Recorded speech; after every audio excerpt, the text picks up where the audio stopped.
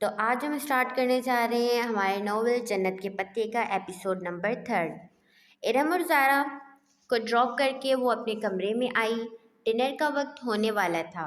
اس نے کپڑے بھی ڈنر کی مناسبت سے پہنے تھے، مگر جوس چھلکنے کی وجہ سے ذرا داغ پڑ گیا تھا۔ اس نے جلدی سے اپنا دوپٹہ دھو کر استری کیا۔ اسے رہ رہ کر وہ خواجہ سرا یاد آ رہا تھا۔ اس برادری کے لوگ اکثر پیسے مانگتے ہیں، مگر ایسی حرکت تو کبھی کسی نے نہیں کی۔ اس خواجہ سرا کی نگاہیں اور انداز اس کو پھر سے جھرجھری آ گئی۔ پھر جب وہ اپنی تیاری سے مطمئن ہو کر باہر آئی تو دروازے کے باہر پاؤں کسی چیز سے ٹکرایا۔ وہ چونک گئی۔ دروازے کے ساتھ فرش پر وہ سفید آدھا کھلے گلابوں کا بوکے پڑا تھا۔ ساتھ میں ایک بند لفافہ بھی تھا۔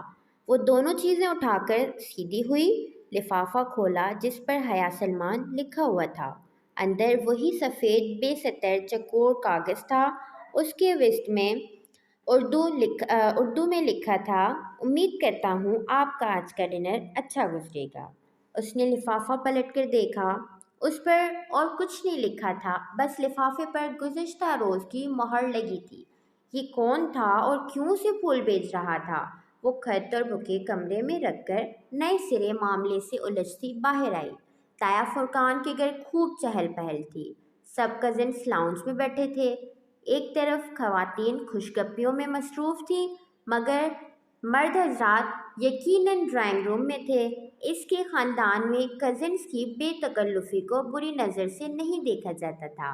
تایا فرقان تمام بہن بھائیوں میں بہت سخت تھے، اور ان کی سختی صرف ارم کے اسکارف لینے اور گھر سے باہر لڑکوں سے بات کرنے تک تھی۔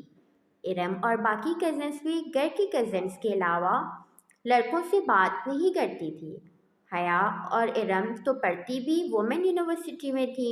ہاں، دوسرے چچا اور خود سلمان صاحب اپنے بچوں کی شادیاں مکس گیدرنگ میں کریں گے۔ ان کا خاندان زیادہ بڑا نہیں تھا۔ وہ لوگ 3 بھائی اور ایک بہن تھے۔ تایا فرقان سب سے بڑے تھے۔ داؤد، فاروق، ارم اور سمیع ان کے بچے تھے۔ فاروق میڈیکل کر چکا تھا اور آج کل پولی کلینک میں ہاؤس جاب کر رہا تھا، اور حیا سے 3 سال بڑا تھا، اور سمیع فاروق سے سال بھر چھوٹا تھا اور MBA کر کے جاب کر رہا تھا۔ سب سے بڑے داؤد کی شادی ہو رہی تھی۔ فرقان صاحب کے بعد سلمان تھے۔ ان کی ایک ہی بیٹی حیا اور بیٹا روہیل تھا۔ روہیل پڑھائی کے سلسلے میں امریکہ میں ہوتا تھا۔ پھر زاہد چچا تھے۔ ان کی بڑی 2 جڑواں بیٹیاں مہوش اور سہرش تھیں۔ پھر بیٹا رضا انجینئر تھا۔ سب سے چھوٹی بیٹی ثنا A لیول کر رہی تھی۔ اس وقت روہیل کے علاوہ جو کہ امریکہ میں تھا اور داؤد جو کہ ڈرائنگ روم میں تھا، باقی سب کزنس لاؤنج میں بیٹھے تھے۔ لڑکیاں کارپیٹ پر دائرہ بنا کر بیٹھی تھی۔ ارم ڈھولک بجا رہی تھی۔ اس کا دوپٹہ سر سے ڈھلک کر کندھے پر آ گیا تھا۔ اگر ابھی تایا یہاں آ جاتے تو وہ فوراً دوپٹہ سر پر لے لیتی۔ وہ مہوش سہرش کے ساتھ سر ملا رہی تھی اور لڑکے اوپر صوفہ پر بیٹھے ان کے پھکرے اچھال رہے تھے۔ ہیلو ایوری ون، وہ سینے پر ہاتھ باندھے چلتی ہوئی ان کے قریب آ کر رکی۔ سب کی نظریں اس پر رکی۔ سفید چہرے کے ارد گرد کالے بال اور کاجل سے لبریز آنکھیں۔ وہ تھی ہی اتنی حسین کہ ہر اٹھی نگاہ میں ستائش ابھر آتی۔ حیا کیسی ہو؟ آؤ لڑکوں کو ہراتے ہیں، بیٹھو نا۔ بہت سی آوازیں اس سے ٹکرائیں۔ اس نے کندھے اچکائے اور کہا، پہلے میں سائمہ تائی کی کچن میں مدد کروں گی۔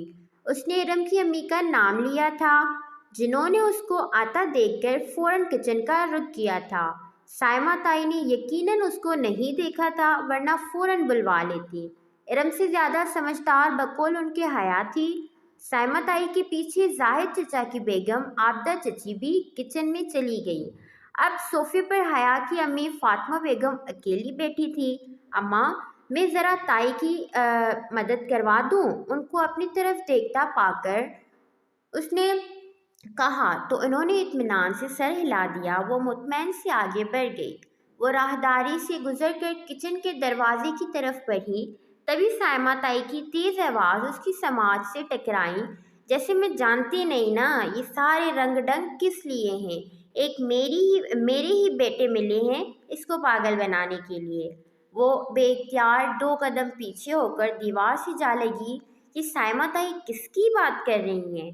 तभी मैं कहूँ भाभी, ये रज़ा क्यों हर वक्त हया हया करता रहता है?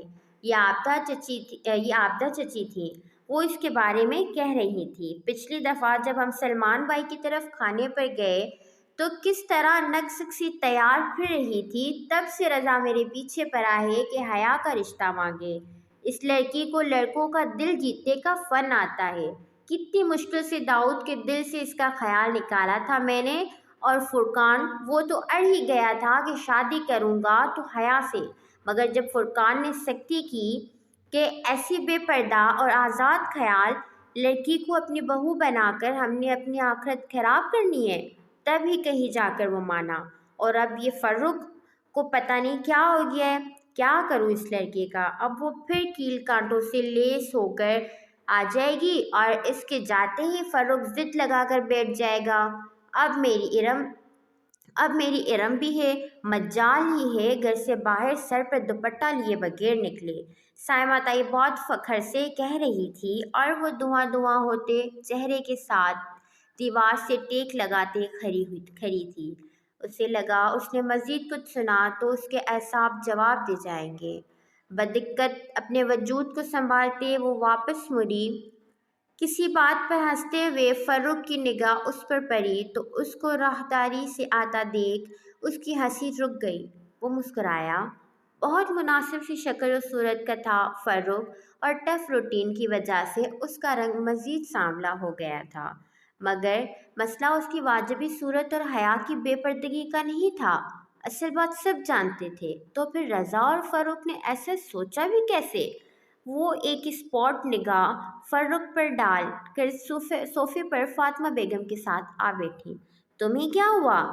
कुछ नहीं अम्मा। वो बदिक्कत खुद को नॉर्मल कर पाई। वो मुतमैन हो गई तो वो साइमा ताई के बारे में सोचने लगी, जिनका हया मेरी जान कहते मुंह न थकता था। और फुरकान ताया की तो वो बड़ी बेटी थी, मगर उनके दिल में ऐसे ख्यालात थे कि वो गुमान भी नहीं कर सकती थी।